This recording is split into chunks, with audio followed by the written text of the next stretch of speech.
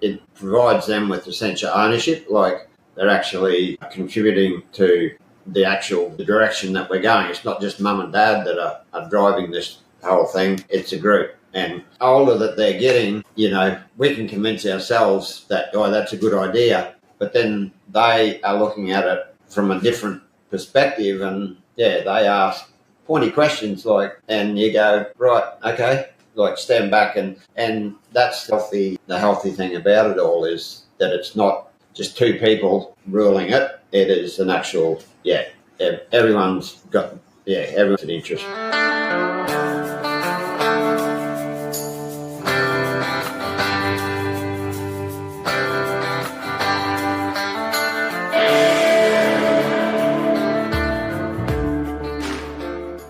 Welcome to the Profitable Farmer podcast, where we share stories and tips to help you run a better farming business and create your very own freedom farm. If you're looking to work smarter and not harder in your farm business, welcome. You're in the right place.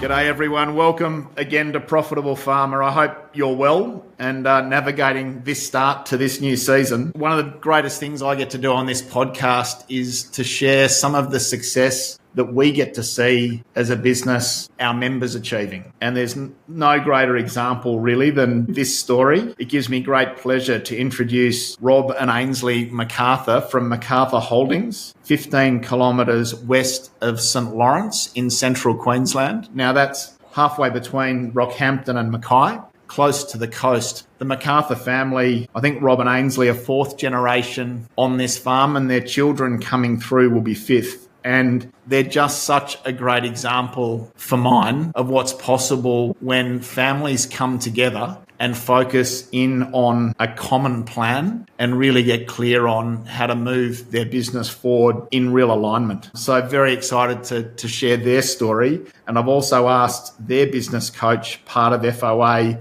Sam Pincott, to join us just to be part of the conversation and to share what he's observed Rob and Ainsley and their family achieve over their last few years with us at Farm Owners Academy.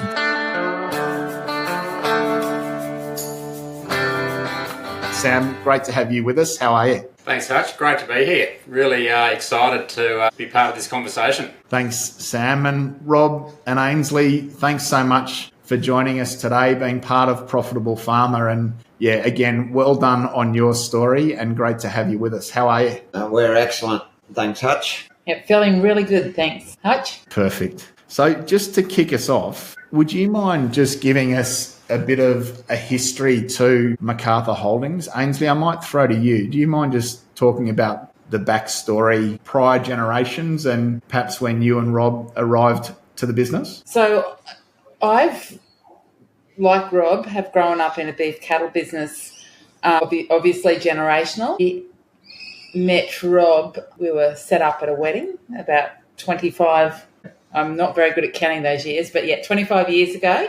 And so I've held, and I guess generationally and through both of us, we've both come from families that have encouraged the next generation to be involved. And I think they've set a really good example and almost like a legacy before us of how to bring the next generation into the business. And so it was almost a natural progression when Rob and I met and started McArthur Holdings in its own entity that we began to, it was just a natural progression to actually invest in ourselves to learn how to involve, knowing that we wanted to involve the kids and the next generation, but also knowing that we needed to build skills and needed to work on ourselves and learn better how to communicate and be an example to the next generation. Thanks, Ainsley. So perhaps just to explore that a little further, what was your experience of succession from the previous generation to you? You say that was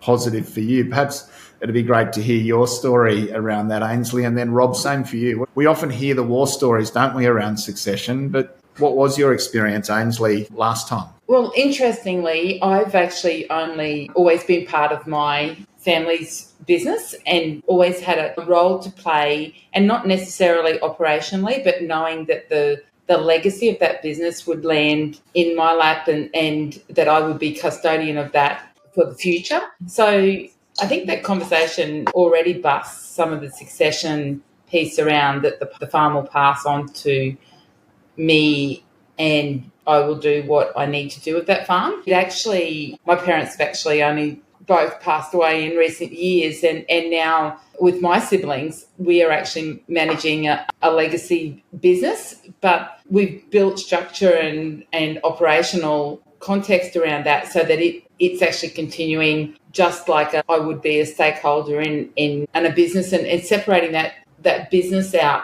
from a piece of land and it actually having to be hard to explain, but it's that I am custodian of that business and growing it for the future. So, and also that example actually led me to be able to see that I could actually, one of those members of that family could exit and that you could facilitate an exit for them while carrying on the legacy that so many farming businesses are. And I feel like that has been a great example for Rob and I, and his succession has happened differently, but almost similarly. We've definitely, neither of us have been raised with a sense of entitlement, which I think in this day and age, it's almost easy to cookie cutter succession, but I think there's a million ways to do it. Rob and I are examples of that, but it's only successful if you have healthy family relationships and really good communication. Thanks, Ainsley. Rob, what's your connection? Like, what's your history and how was succession? How did that play out in your last generation? Yeah, it's sort of, we become in charge of our operation relatively early in life through circumstances that weren't ideal. My mum passed away when I was only 20 and I took over her part of the partnership with her and Dad. And then Dad and I run it as a partnership till 2003 when he passed away.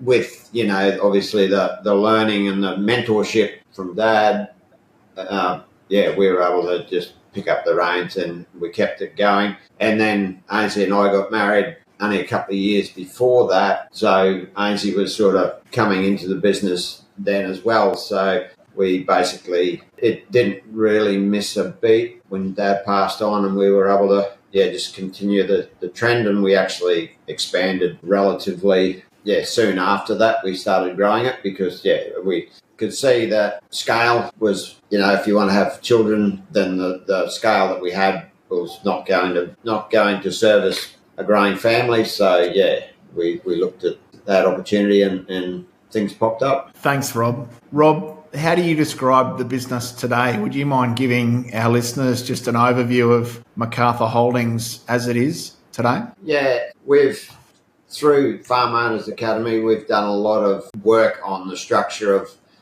how we've set it up. Ainsley, she holds the CEO role in the business and I'm outside on the production side. Ainsley has all the bright ideas and I make sure they happen. But in saying that, we have an annual planning weekend once a year where we get all the stakeholders. The stakeholders are Ainsley and I and our 6 kids and their extended family. The family's starting to grow. So we have that once a year. We go away for a couple of days, 2 or 3 days, and work through that. And then every quarter we have a quarterly meeting, so just make sure that all the stakeholders are involved in that as well. And then, they make Ainsley and myself and Andrew, our eldest boy, who's working in the business too now, make sure that we're accountable for what we're doing. Thanks, Rob. And Ainsley, would you mind just describing the farm for us or the property? Yeah, so we have 30,000 acres. I can never remember how many hectares that is. Half a generation the wrong side of that. And we run about between 5,000 and 6,000 head of cattle here and on another block that we've got some adjustment on. We're predominantly a breeding business and then we're backgrounding steers with the target of feedlot entry weight as our turn-off. Thanks, Ainsley. And what are some of the key achievements that you both reflect on having achieved in your career over the last 25 years? What are a couple of the milestone growth steps or the milestone moments of real improvement that you're most proud of? first and foremost, you've got to say the kids. But personally, well, in the business, I think it is and I hesitate to use the word regenerative, but because it's such a coined phrase, but I think it's our grazing management and what we've been able to achieve here by investing in ourselves and learning how to do things better. So just being open-minded and what we've been able to get out of our country. We're really proud of like the development we've done here, our increase in our carrying capacity. Yeah, I feel like there's no really huge milestones. It's just that it continues to feel better and better, and we just know that we're really building this business and this landscape into something that the next generation can go forth with. Thanks, Ainsley. Rob, how much more productive is your property than 25 years ago? We used to, and we're working on, okay, I'll take heed your thing about acronyms. We used to run about 1,500 livestock units on our holdings. With a change in grazing management and fencing the country up to smaller areas, we have now increased that to 5,300 livestock units over the last 20 years. We don't fertilise. We have done a fair bit of pasture, adding tropical pastures into it and stylos. So yeah, we've considerably lifted our carrying capacity by grazing and a little bit of wire. Thanks, Rob. I know you've completed the RCS course and I think you've done KLR marketing, and my observation is that you're both just so open to investing in your own skill set and growing as individuals. So congratulations on that. How valuable have those programs been for you as to support that journey? Incredible. And I think we wouldn't have been, well, we've implemented, and I think that's been the key, we wouldn't, having the confidence, hearing about the theory and then actually watching and seeing other people do that. And so, taking on board other people's learnings. I remember when we first came home from our first RCS course and we were jammed all the cows in one paddock and started to rotate them, and there was a couple of hundred Brahman cows that lived in 4 different paddocks, so each cow had lived in that paddock all her life, and we got these Brahman cows. And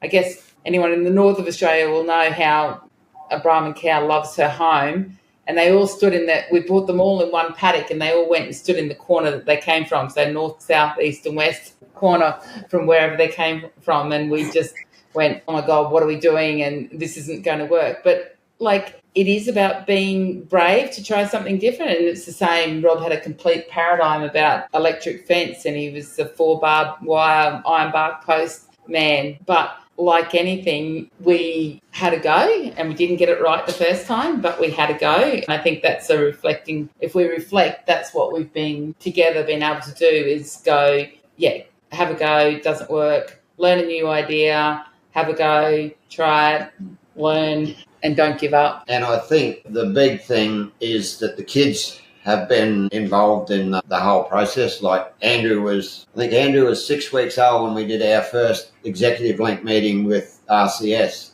So, the kids have been involved in it the whole way through. So they've been exposed to those learnings and exposure of thinking that, try things and give it a go. Thank you. We came to know you about 5 years ago, I think, when you started with us and Farm Owners Academy. What was it that inspired you to make the decision to lean in and call on FOA's support? It was about building a bigger network for us.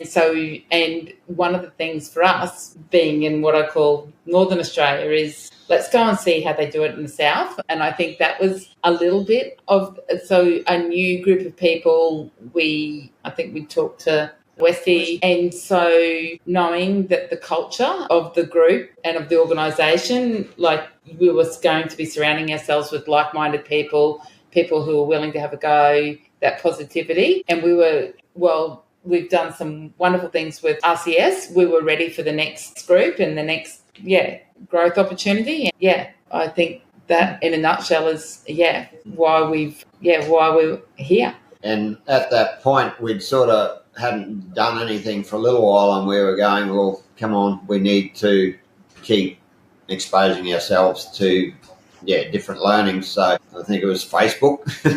And then a post come up and I went, yeah, what? And did a little bit of research and thought, well, yeah, I think what you guys offer is what we need. So, so we took the steps and made contact. Thanks, Rob. So, Sam, you first came to know Rob and Ainsley when you started coaching them probably 5 years ago. What's your reflection of those first few meetings that you had with them, getting their alignment meeting done and getting them support on their first strategic plan and meeting them for the first time? Yeah, absolutely, Hutch. A lot of it's we've touched on already. The thing that was very evident very soon when I had the privilege of starting to work with Rob and Ainsley was the family unit. There were many calls where there were family members part of those calls, whether it been a mastermind call, attending one of our deep dive conferences. I'm trying to now work back the years, but Eliza was probably about 8, maybe 7 or 8. Would that be about right, Ainsley? Yeah.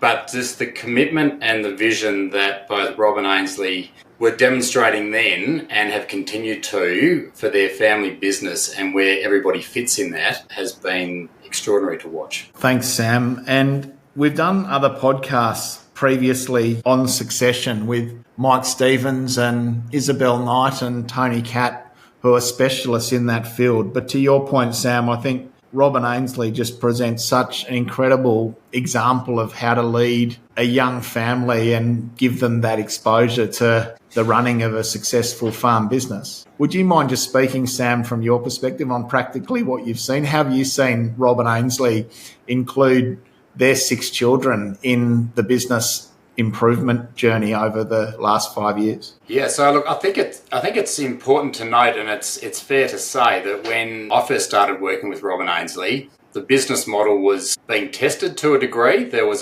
due to previous circumstances, there was a large reliance on agistment, but there was a very clear vision to get back to a breeding and more trading enterprise. But everybody was invested. The kids were giving their input. As Rob said, like the family were all involved in the annual planning, the quarterly planning, but there's been a very strong aligned vision the whole way through. And that I think has really helped drive. And now that there's a couple more of the kids that have finished school and heading off in their own career paths, and they may not all be directly related to the farming enterprise right now, but they've still got significant input to that vision and achieving that vision. And the business is now setting itself up to continue to provide opportunity for those different family members, no matter which direction they choose to take. And that has been on the back of Rob and Ainsley's leadership. Great comment, Sam. I think now's the perfect time. Ainsley, would you mind introducing your broader family, your 6 children, just giving us a brief overview of perhaps their age and what they're up to, and then I'd love to explore what has been your approach to getting them involved early. But would you mind just introducing us to your family? Yeah, very proudly. So Tess is our eldest, and she's now married and lives about an hour and a half north of us, and she has delivered us our first grandbaby, which is the most exciting thing ever. And little Isabel was involved he's just about to turn 22. He's been, of our children, he's been the most involved in the farm owners process, but because of the age and the stage he was at, and he's actually working in the business with us right now. Locke is 19, and he, since he's been 2, is going to be a livestock agent, and that is exactly what he's doing now, and it's a perfect example of when you know what you want to do and you have a passion, you'll excel. So that's where he is. And then Hamish, Adelaide and Eliza are all at boarding school at the moment, so they're all in high school now. Hamish is about to finish grade 12, Adelaide's in grade 11 and Eliza's in grade 8. But to build on that, Hutch, we've got a strategic move on our plate at the moment. Well, we do a monthly dashboard to keep the kids all up to date, and we're quite open. The business is very much an open book, and the kids all sit round, are very aware of the finances. When we present the financial papers at the quarterly meetings, they will age appropriately. There's nothing like being questioned about the cost of telephone and internet from a 12-year-old. Age appropriately, they really contribute and bring ideas to the table. But there was a strategic move that I was discussing with Tess, and she said, I think the stakeholders actually need to, this is a stakeholder issue. This is not just an operational strategic thing that should be occurring. And so we called a meeting yesterday, and Isabel, front of centre, was at the meeting. So that at 10 months old, she's now contributing as well. But I just love that we have now got a construct where Rob and Andrew and I is working operationally in the business, but we have a board that ostensibly are our children that are holding us account to where this business is going. And yeah, it's just that to me is the culmination of all the practice runs we've been doing, ever since the kids have been little. Thanks, Ainsley, and a shout out to Tess, who I understand sort of moving through her Nuffield scholarship at the moment. It's a huge achievement in addition to her career and now a young mum. What has been your philosophy? You've brought your kids into the business planning, those quarterly meetings you mentioned, they have full exposure to all the financials, and now you effectively have them on a board. You have them on a board and they hold you accountable to doing the best you can do by the farm. What's been your philosophy to bring your children into those meetings and those conversations so early? I think going right back to the beginning of the conversation, I've had the privilege of being involved in those conversations, not formally, but my parents exposed me that right the way through. And then I think it has been about educating ourselves and seeing the examples of how a business might operate. And if I reflect, I've done company directors training with AICD, have done a lot of work with the likes of Alan Parker about the business of family and the family of business, the family business and the business of family, and how they're two different things. So it has been about gaining a lot of knowledge and then going, well, we have been shown there's theories out here about best practice. Now let's implement it. And I think not being afraid to implement it, because their kids do have such an age spread on them, to actually implement it and have that expectation of the kids that to be part of a family, whether you're a part of a cricket team or a family or a school community, you have a responsibility to show up. And the kids it really astounds me. The more meetings we have, the more involved and they speak up. And sometimes, as Rob said, sometimes Adelaide and Eliza, being the youngest, will tune out, but that's okay too. That's age appropriate. Yeah, so it's actually not having any rules, but having an expectation and a sense of reward, because it does come back to that they feel involved and have that sense of responsibility. Yeah. And I was just going to say, it provides them with a sense of ownership, like they're actually contributing to the direction that we're going. It's not just mum and dad that are driving this whole thing. It's a group. And older that they're getting, we can convince ourselves that, that's a good idea. But then they are looking at it from a different perspective, and they ask pointy questions and you go, right, okay, stand back, and that's the healthy thing about it all is that it's not just two people ruling it. It is an actual, everyone's an interest. Rob, what impact has it had on the business, do you think, having all of them involved from an early stage? What's your take on how it's helped the business?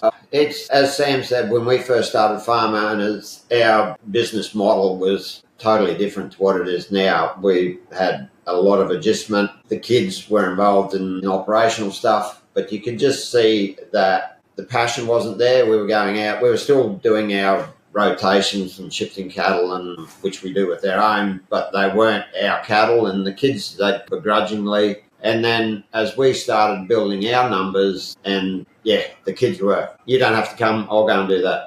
So they just, comes back that they took ownership because, they were doing something. Ainsley, what impact do you feel having your children so involved early has had back on their development as young people? I guess I'm biased because I'm their mum, but their maturity and their ability, there's so many pieces. I feel like their emotional intelligence is quite high. And I mean, they're kids and they're going to make mistakes, and they know that. And we know that, but they have that sense of how the world works. I see them, Hamish, he's in year 12, and if he presents me with a business plan on a piece of machinery, like a dozer, for example, or I mentioned to him the other day in my extended family's business that freight was a real issue. Well, yesterday, he's still working out what he wants to do when he finishes year 12, but yesterday he came back with me and he said, now, this is what it would cost for a truck, this is what it would cost for the trailers, and he had done amazing research, swatted it, and he said, now, these are the disadvantages and advantages of employing a driver. I feel like all of them in their own right, and Hamish is just an example, thinking about business ideas, but far greater than selling the lemonade at the pop-up store. The other thing that we always say to them is that our 6 kids are really different, and particularly I'll use Lachlan as an example. Maybe he'll listen to this. People often say to us, where did you get that child from? Because he's extroverted and he's confident and he's the consummate, he's just in the right job as a livestock agent. He's a people's person. He is a people's person. We have fostered that environment for them to know that they have, each of them are very different, but they have strengths and weaknesses, and that you need all those players in the team. You need someone with so many different... Lachlan, for example, could literally sell snow to an Eskimo. So the other kids actually know that when you need something, that Lachlan's the man that you put forward. And equally, they know that if you need something done, Hamish is the completer finisher. So that's the person you put up there. And to me, and if we think about the war stories, you think about, 3 brothers or 6 siblings in a business. It's about, and we often talk to them about the difference between what's fair and what's equal, because by nature, they're also different. They're all going to end up in very different places. The business is going to be a vehicle for them to support them, to get them where they want. But they've actually got to work together and work to each other's strengths.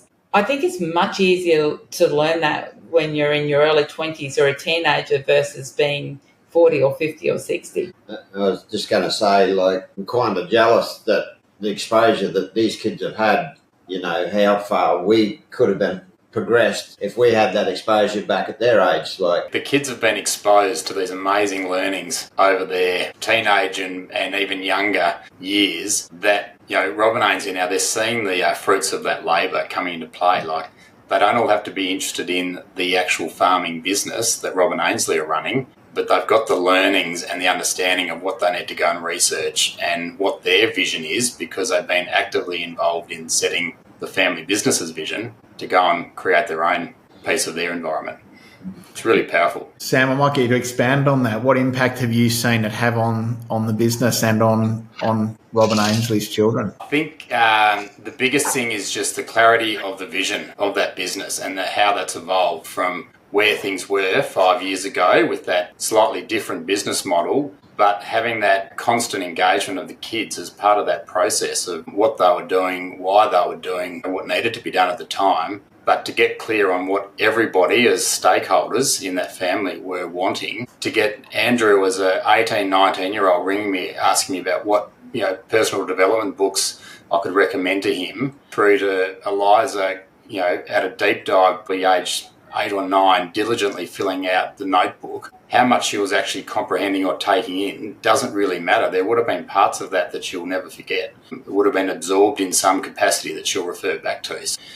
For them to then contribute, and the McArthurs are contributors, it's in their genes. For them to then contribute back at a board level to the business, it's no surprise that the business model has turned around and is achieving what the vision that they've all become very aligned to. Thanks, Sam. So Ainsley, as CEO, and if we reflect on the McArthur Holdings vision, or BHAG, as we call it, big, hairy, audacious goal, and then the core values that underpin your business, would you mind just, how did they come to be, and how were your children involved in the crafting of those? It's really interesting because I have 25 years of, business planning notes, and each year, and I guess the annual planning has really got traction probably in the last... We've always done some form of annual planning, but I think in the last 5 or 6 years, we're nailing that. I print out when we go to the beach, we go and play golf, we take the kids to an island, or,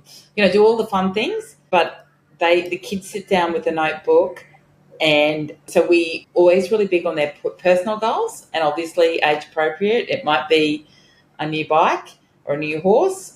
and it might be an amount of cattle, it might be a property. It's always age appropriate where their goals are. And then we then talk about the business vision. I guess by osmosis, they have, for Rob and I, it is definitely about more land and more cattle and building a bigger, but at each annual planning, we go with almost a clean slate just to check in with that BHAG. And over the period of time, that that vision has not changed, and the kids rattle that off, and each and every one of them almost challenges it to be bigger. Like, they are so invested in the business. In growing it. In growing the business, yeah. But also sitting alongside that is their personal vision, which it's like they're responsible for their own balance sheet as well, and which I think is a really nice piece, because if there was one thing I'd say about the kids, they certainly don't come across as entitled. Like, it's not like they're growing this to be for themselves, they're growing it for something bigger than themselves. And I mean, like any family and business, it's going to change and we're going to grow and, it will evolve, but we have the framework and the system and the communication construct for us to work through all of that. And that, I feel like the last 10 years, all of that work is actually preparing us for the next 10. It is super exciting right now, because using the example from yesterday, we called in a meeting and they asked us some pointy questions, and I just think that's exactly what you want. And I mean, Rob and I are in our early 50s and we want to be asked the pointy questions. What would you say to a family listening that hasn't yet necessarily brought their young children into some of those conversations? What would you say to them, and what tips would you have for them on how to do it well? Rob, could I start with you? Yeah, the earlier you start them, it just becomes natural. It's like, they just pick up and it just becomes nature. Like, it's just what happens. And you can never start too early. The earlier you start, the easier it becomes, because the kids, they know exactly what direction you're heading, and they're not being blindsided by this or by that. And feeling that they're heard when they put something up, and feeling that they're heard and what they've said is actually taken notice of is another. It's just that clarity that everyone knows where everyone's at, and not judging is the other thing. Like, someone might ask a question, don't think it's a stupid question, just let that go through, do not comment on it, just because they've got a reason for asking that question about whatever it might be about, and there will be an outcome out of it. Yeah, just to add on to what Rob just said there, I think that above and below the line behaviour, so we don't tolerate the below the line behaviour. In some instances, there has been some child has been the village idiot and climbed under the table or something like that, but we haven't focused on that. We've actually just kept going, and quite quickly they want to be part of it because everyone else is part of it and everyone else is involved. And it's that classic thing, if you focus on the child not participating, then guess what's going to happen? It's not going to participate. You just got to keep focusing on what you want. The kids have been exposed to every template that we have ever laid our hands on through the farm owners community, through the RCS. We print those templates out and they've filled in their golden life booklets. They've all of just keep throwing those tools at them because it's so different to anything they're learning at school. And I mean, it's probably changing in this digital age, but, back when we went to workshops and we had that big butcher's paper. We bought the butcher's paper and the coloured pens and let them scribble out the ideas. And it doesn't matter if it's a silly idea. It's actually the goal is actually in the process. And if you have a process, then the answers will rise to the top. Thank you both. I love the comment that a business will never outgrow its owner.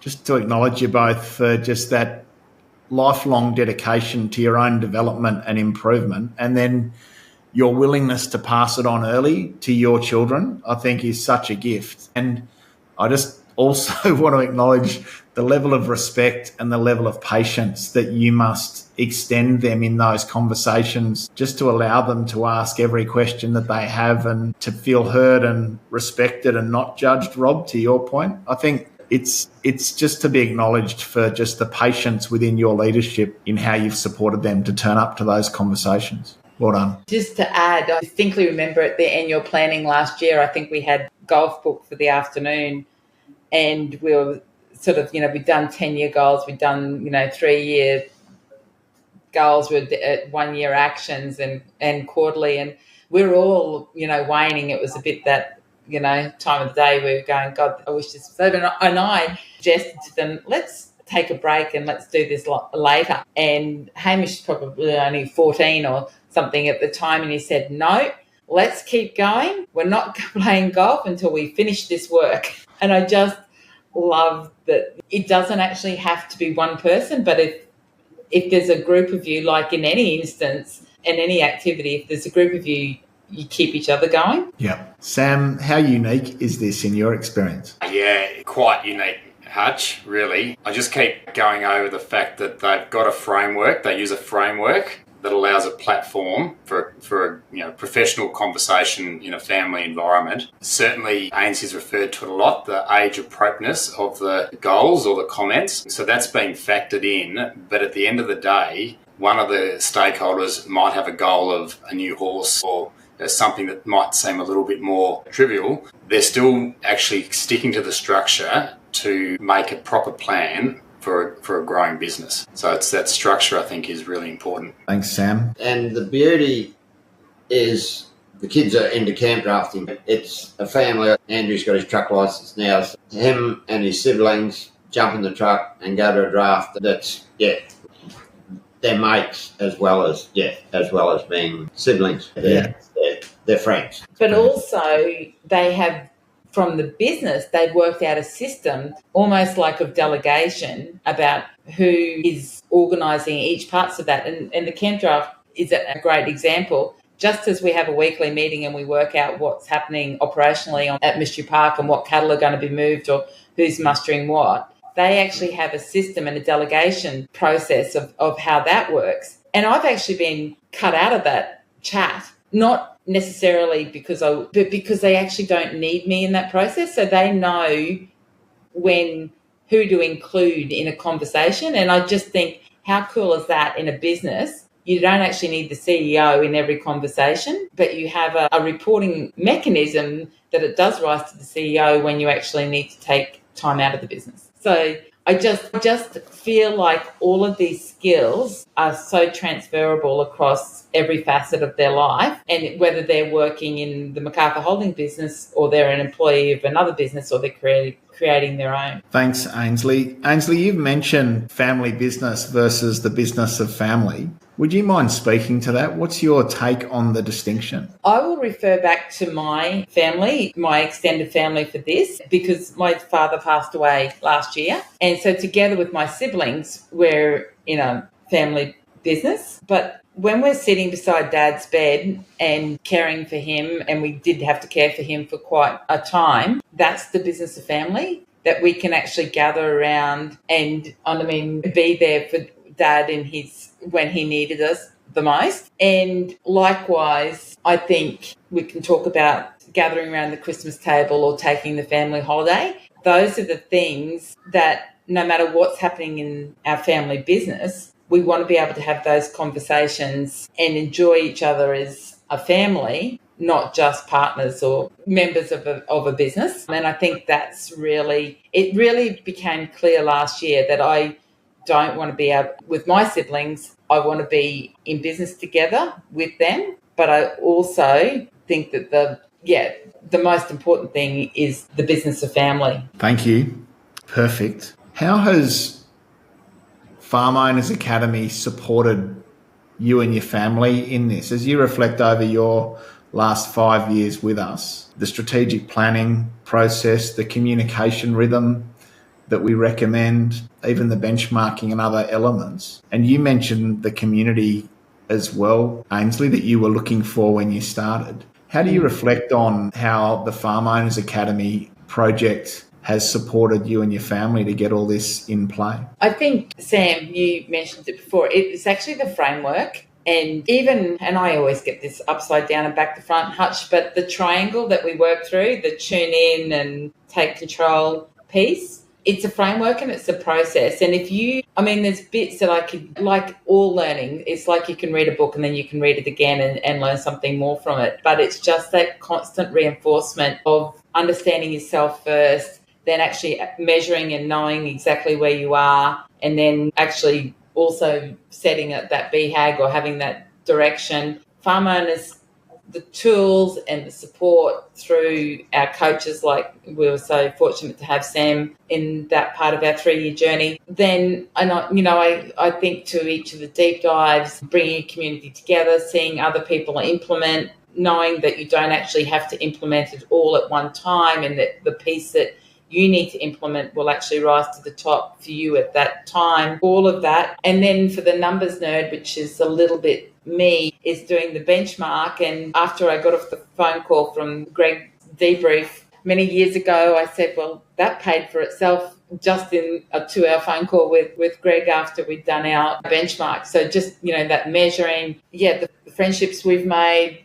And then, as I've famously said, going on to the alumni program, and then to be able to be in a room and have other businesses really hone in on what was our biggest constraint at that time. It was like, now we were playing the real game, we were on the field. And then to more recently be part of the boardroom program, where there's, really, I'm not sure, 18 or so really dedicated businesses that have been through the whole process, to be so well supported in that. All the time we're using all the tools that we've learned at the beginning of the farm owner's journey that, in all honesty, we had seen before in the RCS process, a little bit different, but kind of those theories aren't actually that different, from the authors and the places before. But just hearing that when you need to hear it, you can't actually, it's impossible to take it all in the first day, year,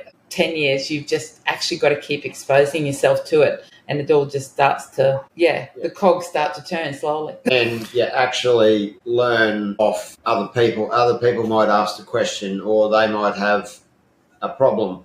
And then you can associate what you need to get out of what they've come up with. You go, right, we can use that, and that's exactly what we need to do. So that's that community. It's that many minds are way stronger than one. And, a team, and we class the Farm Owners Academy groups that we're involved in as part of our team.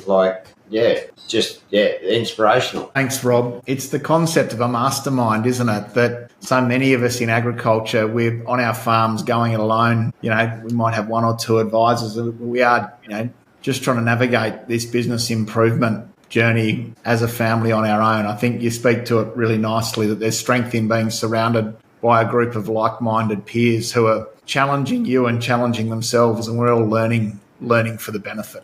Yeah, great comments. Thank you. Sometimes when we do our mastermind, you'd have your question that you want answered, and you would think, oh, well, I'm not going to get a lot out of our meeting today. And then after the meeting, you go, that was definitely worth, same as what Ainsley said, that's worth every cent that we put towards it by what we just got out of that. Yeah, so never think that you're not going to get something out of every interaction you have. Just well done for the way in which you've lent in to Platinum Mastermind and then alumni and now boardroom. As members of our community, you're just such valued contributors, but you're just such great examples of what you can do when you're open to the learning and you're willing to be held accountable and you focus in on the pursuit of a worthwhile goal. As individuals and as a family, you're just such great examples of people who execute really strongly. Sam, what's your comment on the McArthur family and what they've achieved over their 5 years of tracking with us? Hutch, it really is a very inspirational story to see the next generation coming through, but just how Rob and Ainsley have led that. And as I said to earlier on, and it's just touched on there again, that they're such contributors, and quite often I've seen in our mastermind conversations, Rob and Ainsley will be contributing to somebody else's question or constraint at the time, but end up getting so much value for their own business out of what they've just contributed to somebody else's. The penny drops about what they need to address themselves. So such value in contribution, and these guys do it so well. But I'm just super excited, Hutch, to see where the McArthur next generation, where they head, because there are some, at this stage, there's some different avenues as opposed to the beef operation. But the learnings that they've had and the conversations that we've already heard that they're having, it's pretty exciting for this family. Thanks, Sam. Great comment. Givers gain, right? The more you lean in and give to others, the more we get back. And again, that's one of the other great things about being part of a mastermind. Thank you. So, Rob and then Ainsley, how does the future look? And maybe with the next generation in mind and for the investment you've made in your children and their development, how do you see succession playing out? How confident are you in that? And how does the future look for your family? We've been discussing this for quite a number of years, and Ainsley alluded it there before, like the sense of entitlement and being fair and equal. Like, I think they're all aware that, it mightn't be dollars-wise, mightn't be all the same. However, it will be totally fair into whatever avenue they're headed. We, with our part of our BHAG, is we still want to grow. So Ainsley and I have still got something that we want to achieve ourselves yet, but we want to have McArthur Holdings in a position that each stakeholder we can support each stakeholder in whatever direction they want to go off, and McArthur Holdings will be the main ship, and then they'll have their satellites going off that. That's how I see how we're headed. Love that, Rob, and I love the fact that you've referred to the stakeholders being, that happen to just be your children.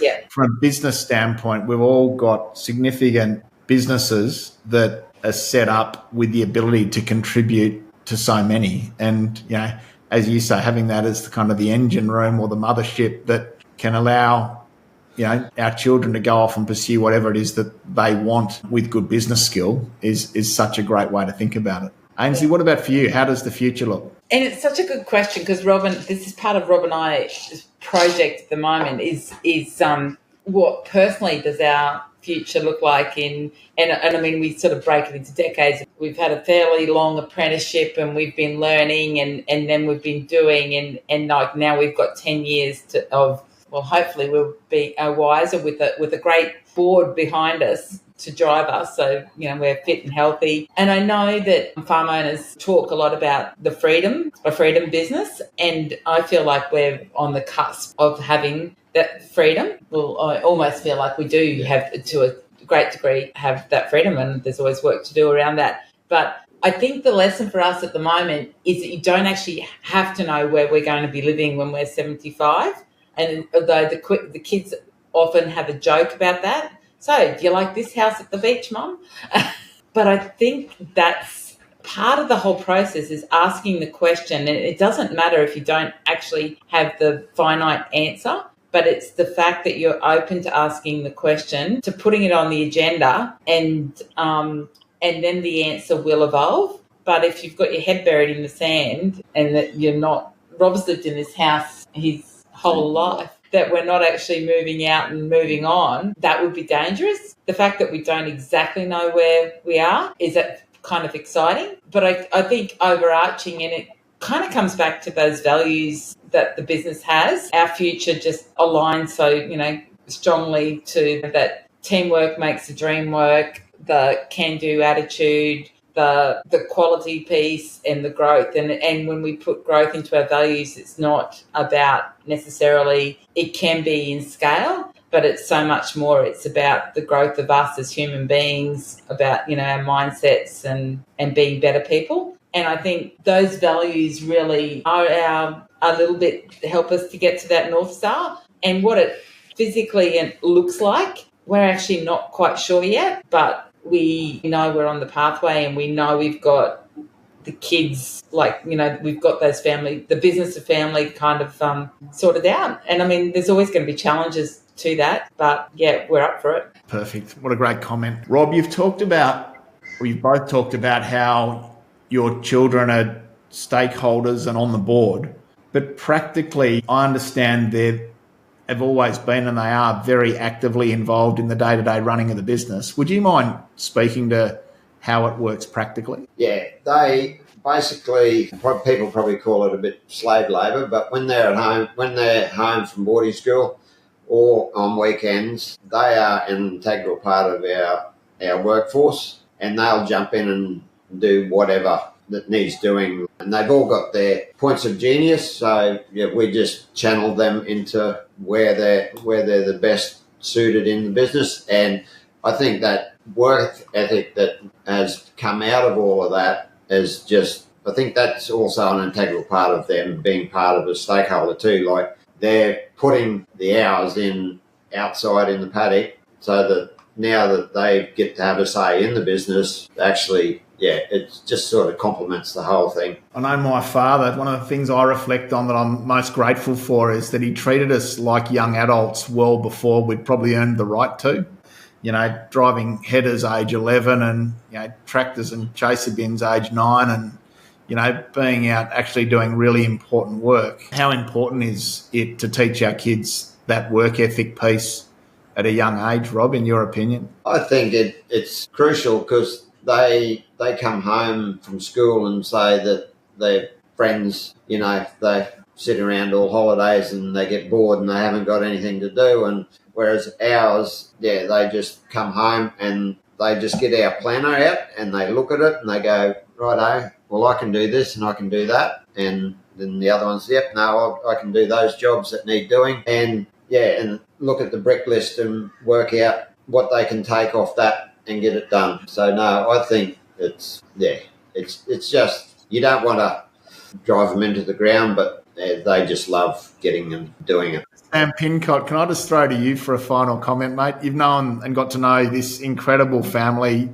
and all 6 kids really intimately over the last 5 years. What's your reflection as we sort of round out this conversation? I think it's just a great example of true leadership in a family environment. Leadership from the top with Rob and Ainsley. And as I said, I'm really excited to see where the future heads, especially for that younger generation, having been exposed to what they have been so far. Great comment, Sam. And just reflecting back on our respective families and your girls, what have you learned from Rob and Ainsley that you take away to sort of take back into how you lead your family? Just that openness and that piece around involvement. Just bring them in. They're never too young. We need to do more of that, but just that exposure is absolutely gold. Thanks, Sam. Great comments. One last question for each of you, if I could. What are you most proud of for the journey? You talked about the last 5 or 7 years as you built this out, perhaps with our support, but 25 years of marriage and now 4th generation family passing on an incredible legacy to the next generation. Rob, what are you most proud of? Just obviously the way that we've come together as a family. As I said, like before, the kids go camp drafting, like they go all together because they're mates. And that's the thing that I'm most proud of, that, everyone is together because they want to be together, not because they're bound together. And I think and just watching them grow and mature and become their own individual person, but also be part of a bigger team. Amazing, Rob. Thank you. Ainsley, what about you? Rob nailed it. But I'm most proud of that we have been able to. I'm so grateful for our ancestors, the people before us,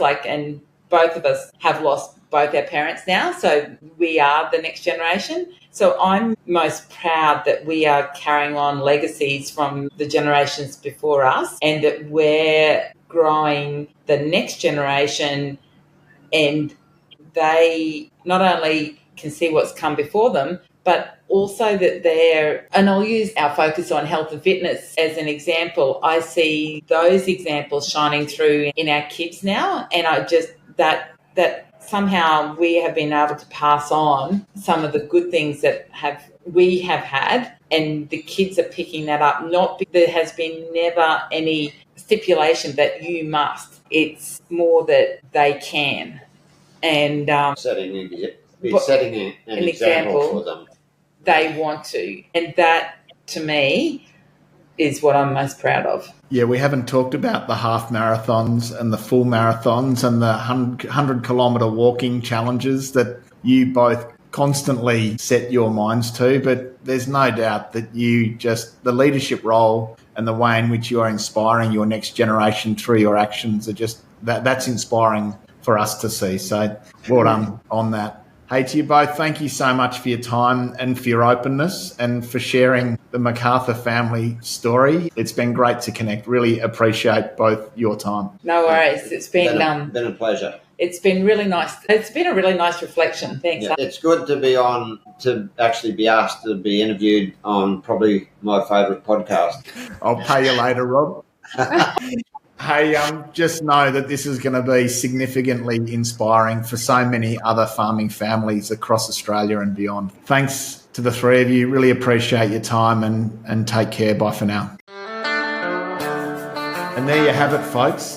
I think so often we come across families that they're not on the same page. There isn't a common plan or a vision that they're collectively shooting for. Plans are in people's heads, and certainly often the older generation or hasn't involved the younger generation proactively, completely and early enough. For me, Rob and Ainsley and the McArthur family are the other extreme of that. They've had their children in their planning meetings, their benchmarking meetings, their financial meetings, and all of the business learning meetings that they've exposed themselves to for, Tessa's 33, for 30 plus years. And it's such a great example of the benefit of doing that they've got a clear vision that their whole family is aligned to. Their children have been involved in setting down the core values and the standards that underpin how their family business operates. They've got a really clear roadmap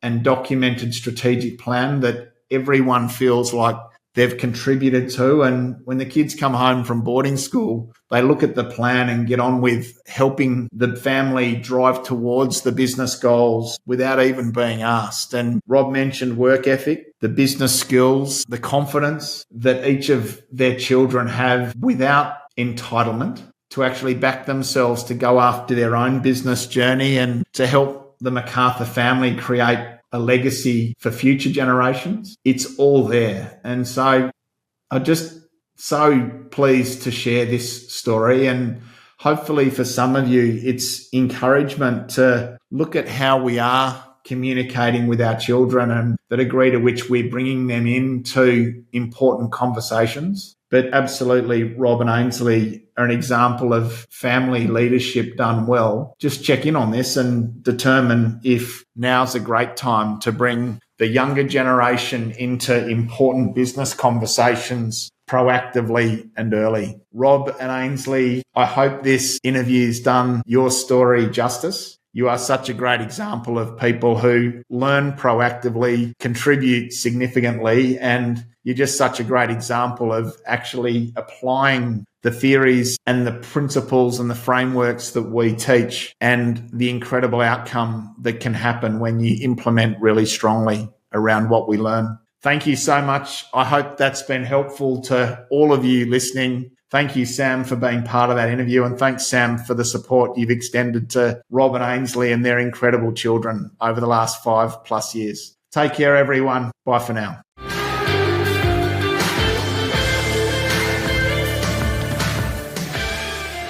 Thanks for listening to another episode of the Profitable Farmer podcast by Farm Owners Academy. If you're new to this show, be sure to follow us. If you've been a long-time listener, let your friends know about us or come continue the conversation in the Profitable Farmer Facebook group. All the best as you grow your business and create your freedom farm. Until next time, keep being incredible.